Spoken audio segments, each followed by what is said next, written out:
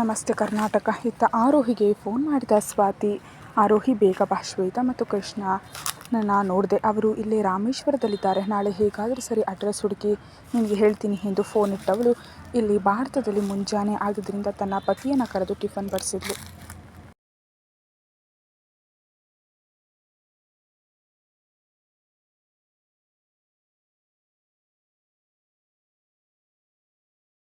ಆಕಾಶ್ ತಿಂಡಿ ತಿಂತ ಆಯ್ತಾ ತಂಗಿ ಹತ್ರ ಮಾತಾಡಿ ನಾವೇ ಹೋಗೋಣ ಅಂದರೆ ಹೇಳಿ ಸ್ವಾತಿ, ಅವಳ ಗರ್ಭಿಣಿ, ನಾವು ನೋಡ್ಕೊಂಡು ಹಾಗೆ ಆಗುತ್ತೆ, ಹೇಳು ಟಿಕೆಟ್ ಬುಕ್ ಮಾಡಲಾ, ಹೇಗಿದ್ರು ನಮ್ಮ ಹನಿಮೂನ್ ಬೇರೆ ಬ್ಯಾಲೆನ್ಸ್ ಇದೆ ಎಂದು ನಗ್ತಾ ರೊಮ್ಯಾಂಟಿಕ್ ಆಗಿ ಕೇಳ್ದ. ಸ್ವಾತಿ ನಗ್ತಾ, ಅವರೇ ಇಲ್ಲಿಗೆ ಬರ್ತಿದ್ದಾರೆ, ನಿಮ್ಮ ಹನಿಮೂನ್ ಸ್ವಲ್ಪ ಪೆಂಡಿಂಗ್ ಇಡ್ರಿ, ನನ್ನ ತಂಗಿ ಮಗು ಬಂದ ಮೇಲೇ ಅಲ್ಲ, ನಾನೇ ಅವಳ ಮಗಗೆ ಬಾಣಂತನ ಮಾಡಬೇಕು, ಅಜ್ಜ ಅಜ್ಜಿ ಅಮ್ಮ ಆಕ್ಸಿಡೆಂಟಲ್ಲಿ ತೀರು ಹೋಗಿದ್ದು ಅವಳಿಗೆ ಇನ್ನೂ ಗೊತ್ತಿಲ್ಲ.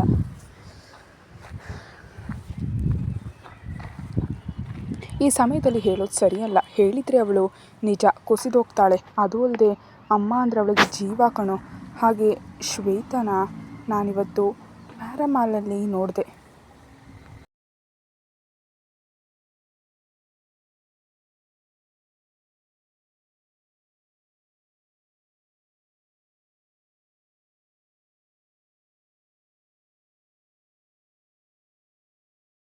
ಹೇಗಾದರೂ ಅವಳನ್ನು ಹುಡುಕೋಕ್ಕಾಗುತ್ತಾ ಎಂದು ಬೇಡುವಂತೆ ಕೇಳಿದ್ಲು. ಅವಳ ಬಾಯಿಗೆ ತುತ್ತು ಕೊಟ್ಟ ಆಕಾಶ್ ಅವಳ ತಲೆಯನ್ನು ಸವರ್ತ. ತಾನೇ ಕುಡಿದ ಮತ್ತಿನಲ್ಲಿ ಇವಳ ಅಜ್ಜ ಅಜ್ಜಿ ಮತ್ತು ಪಾರ್ವತಿ ಇವಳು ಬರ್ತಿದ್ದ ಕಾರಿಗೆ ಗುದ್ದಿದ್ದ. ಎಲ್ಲರೂ ಅಲ್ಲೇ ಕಣ್ಮುಚ್ಚಿದ್ರು. ಆದರೆ ಸ್ವಾತಿ ಮಾತ್ರ ಜೀವ ಬಿಗಿ ಹಿಡಿದು ಉಸಿರಾಡ್ತಿದ್ಲು. ಅವಳನ್ನು ತಕ್ಷಣ ಆಸ್ಪತ್ರೆಗೆ ಹಾಕಿದಾಗ ಆಕೆ ಮಾತ್ರ ಉಳಿದುಕೊಂಡ್ಳು. ತನ್ನ ತಪ್ಪಿಗೆ ಪ್ರಾಯಶ್ಚಿತವಾಗಿ ಸ್ವಾತಿಗೆ ಹೊಸ ಬದುಕು ಕೊಟ್ಟ. ಆದರೆ ಆಕೆ ತನ್ನ ತಪ್ಪನ್ನು ಕ್ಷಮಿಸಿ ಮಹಾ ವ್ಯಕ್ತಿಯಾದವಳು. ಆರೋಹಿ ಕೂಡ ತನ್ನ ಕ್ಷಮಿಸ್ತಾಳ ಎಂದು ಯೋಚಿಸ್ತಾ, ಸರಿ ಯು ಡೋಂಟ್ ವರಿ, ನಾನು ಅವಳ ಅಡ್ರೆಸ್ ಹುಡುಕ್ತೀನಿ, ಫೋಟೋ ಒಂದು ಕೊಡು ಸ್ವಾತಿ ಎಂದು ಕೇಳ್ದ.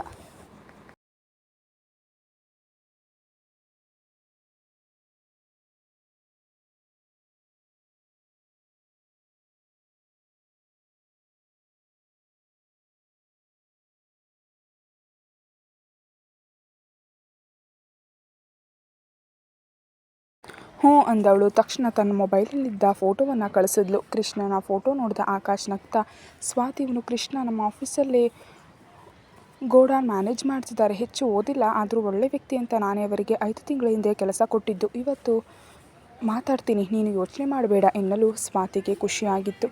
ಆದರೂ ಭಯದಲ್ಲಿ, ಆಕಾಶ್ ಪ್ಲೀಸ್ ಅವರನ್ನು ಏನೂ ಕೇಳಬೇಡ, ಮತ್ತು ಅವರು ಇಲ್ಲಿಂದ ಕೂಡ ದೂರ ಹೋದರೆ ಸಿಗೋ ತನಕ ಕಾಯೋಣ, ಆದರೆ ಅಡ್ರೆಸ್ ಒಂದು ನೋಡ್ಕೊಳ್ಳಿ, ಹಾಗೆ ಅವರಿಗೆ ಈಗ 2 ಮಕ್ಕಳು.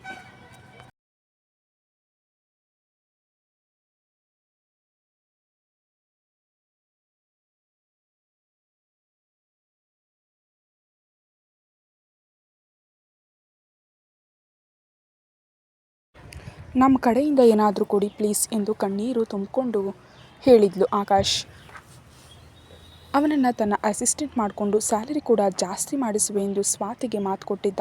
ಸ್ವಾತಿ ನೆಮ್ಮದಿಯಾಗಿ ಉಸಿರಾಡಿದ್ರು. ಅಮ್ಮ ಪಾರ್ವತಿ ಇಲ್ಲ ಎಂದರೆ ಆರೋಹಿ ಪರಿಸ್ಥಿತಿ ಏನಾಗ್ಬೋದು ಎಂದು ಯೋಚಿಸಿದ್ಲು. ಪ್ರತಿ ಸಲ ಅಮ್ಮ ಬಗ್ಗೆ ಕೇಳಿದಾಗ ಹೇಗೋ ಸಂಭಾಳಿಸ್ತಿದ್ದ ಸ್ವಾತಿ ಈಗ ಏನು ಮಾಡಬೇಕು ತಿಳಿಯದಾಗಿತ್ತು. ಊಟ ಮಾಡಿ ಕುಳಿತ ಆರೋಹಿ ಮಾತ್ರೆ ತಿಂದು ಅರ್ಜುನ್ ಕೊಟ್ಟ ಕೆಂಪು ಸೀರೆಯನ್ನು ಚಂದವಾಗಿ ಉಟ್ಕೊಂಡ್ಳು. ತನ್ನ ಉದ್ದವಾದ ಕೂದಲನ್ನು ಹಾರಲು ಬಿಟ್ಟು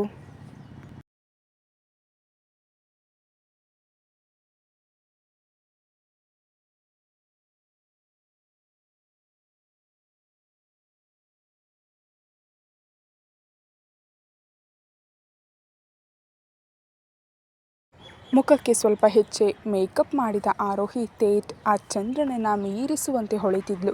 ಕೆಂಪಗೆ ಗುಂಡಾಗಿ ಮುದ್ದ ಕಾಣ್ತಿದ್ದ ಆರೋಹಿ ತನ್ನ ಕುತ್ತಿಗೆಯಲ್ಲಿದ್ದ ತಾಳಿಯನ್ನು ನೋಡಿಕೊಂಡ್ಳು.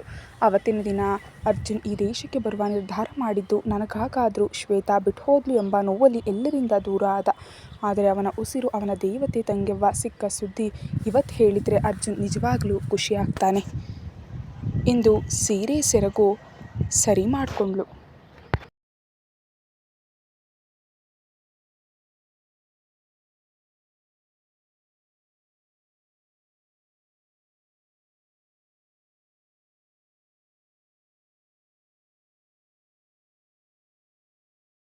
ಹಣೆಯ ಮಧ್ಯೆ ಹೊಳೆಯುವ ಪುಟ್ಟ ಸ್ಟೋನ್, ರೆಡ್ ಬಿಂದಿ ಇಟ್ಟು ನಕ್ಕಳು. ಅರ್ಜುನ್. ಕಸ್ಟಮರ್ಸ್ ಎಲ್ಲರೂ ಹೋದ ನಂತರ ಸರ್ವರನ್ನು ಕರೆದು, ನಾನು ಹೇಳಿದ ಹಾಗೆ ಎಲ್ಲ ರೆಡಿ ಮಾಡಿದ್ದೀರಾ ಎಂದು ತನಗೆ ಬಂದ ಹಾಗೆ ಇಂಗ್ಲಿಷ್ನಲ್ಲಿ ಕೇಳಲು,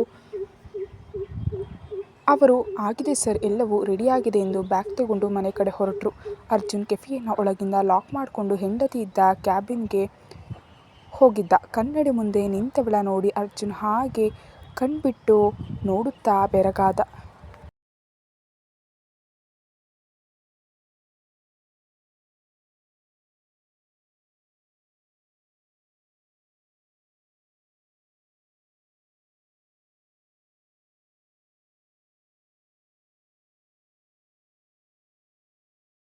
ಗರ್ಭಿಣಿಯಾಗಿದ್ರು. ಒಂದು ಸ್ವಲ್ಪವೂ ಅಂದವೂ ಮಾಸದೆ ಇನ್ನೂ ಅಪ್ಸರೆಯಂತೆ ಕಾಣ್ತಿದ್ಲು. ಕೆಂಪು ಸೀರೆಯಲ್ಲಿ ಮುದ್ದಾಗುಳಿತಿದ್ದ ಆರೋಹಿಯನ್ನು ಕಣ್ತುಂಬಿಕೊಂಡ ಅರ್ಜುನ್ ಅವಳ ಬಳಿಗೆ ಮೆಲ್ಲ ಹೆಜ್ಜೆಯನ್ನು ಹಾಕಿದ್ದ. ಆರೋಹಿ ಅವನ ಬೂಟಿನ ಶಬ್ದಕ್ಕೆ ತಿರುಗಿ ನೋಡಿದವಳ ಕೆನ್ನೆ ಕೆಂಪೇರಿತ್ತು. ಗಂಡನನ್ನು ನೋಡಿ ನಾಚುತ್ತಾ ತಲೆ ಬಗ್ಗಿಸಿದ ಆರೋಹಿನ ಹತ್ತಿರ ಬಂದು ನಿಂತ ಅರ್ಜುನ್ ಅವಳ ಗಲ್ಲವನ್ನು ತನ್ನ ತೋರು ಬೆರಳಿಂದ ಮೆಲ್ಲ ಮೇಲೆ ಎತ್ತಿದ. ಯು ಆರ್ ಲುಕಿಂಗ್ ಹ್ಯಾಂಡ್ಸಮ್ ಎಂದು ಇಂಗ್ಲಿಷ್ನಲ್ಲಿ ಹೇಳಿದ ಗಂಡನ ಮಾತಿಗೆ ನಗುತ್ತಾ ತಲೆ ಬಗ್ಗಿಸಿದವಳ ತುಟಿ ಪಕ್ಕ ಇರುವ ಕಪ್ಪು ಮಚ್ಚೆಗೆ ಪುಟ್ಟ ಮುತ್ತು ಕೊಡಲು ಆರೋಹಿ ನಾಚಿ ಕೆಂಪಾಗಿ ಮುದ್ದೆಯಾಗೋಗಿದ್ಲು.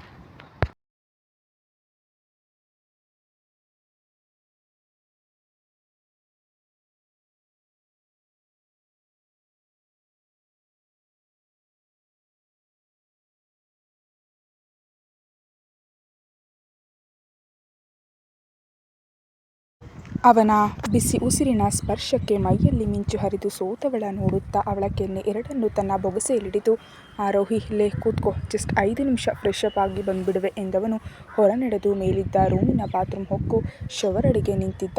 ಯಾವಾಗಲೇ ಆರೋಹಿ ಪಕ್ಕ ಹೋಗಲು ಅವನಿಗೆ ಇನ್ನೊಂದು ಹೆಸರು ತಕ್ಷಣ ತಲೆಯಲ್ಲಿ ಬರ್ತಿತ್ತು. ಕಣ್ಣು ಹೇಳದೆ ಕಣ್ಣೀರಾಗ್ತಿತ್ತು. ಮನಸ್ಸಲ್ಲಿ ಪದೇ ಪದೇ ತನ್ನ ತಂಗಿ ಶ್ವೇತಾಳ ನೆನಪಾಗಲು ಕೈಯನ್ನು ಮುಷ್ಟಿ ಮಾಡಿ ಗುದ್ದಿದ್ದ.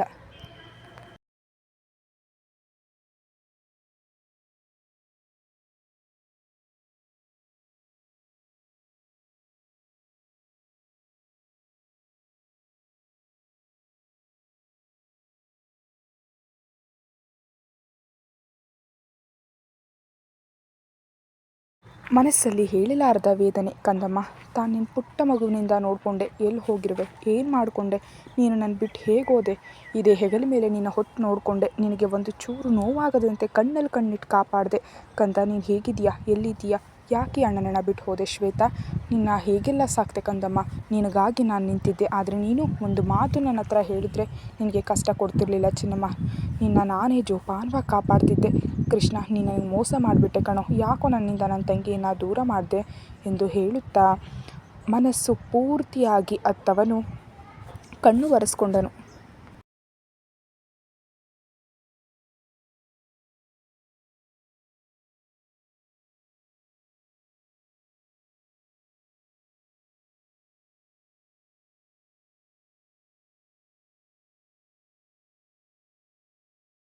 ಆರೋಹಿಗೆ ತಿಳಿಬಾರದು ಎಂದು ತನ್ನ ಮುಖವನ್ನು ಚೆನ್ನಾಗಿ ತೊಳೆದ.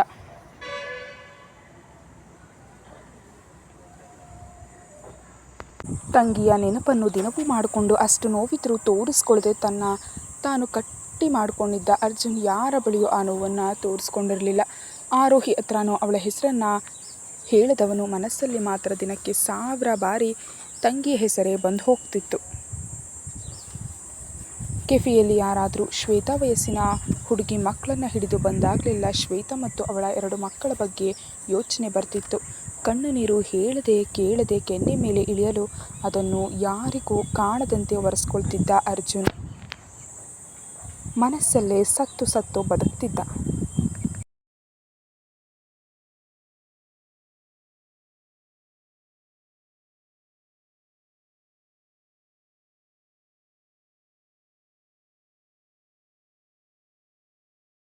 ನೀರಲ್ಲಿ ಮಿಂದು ಟವೆಲಲ್ಲಿ ಒರೆಸ್ಕೊಂಡು ಹೊರಗೆ ಬಂದ.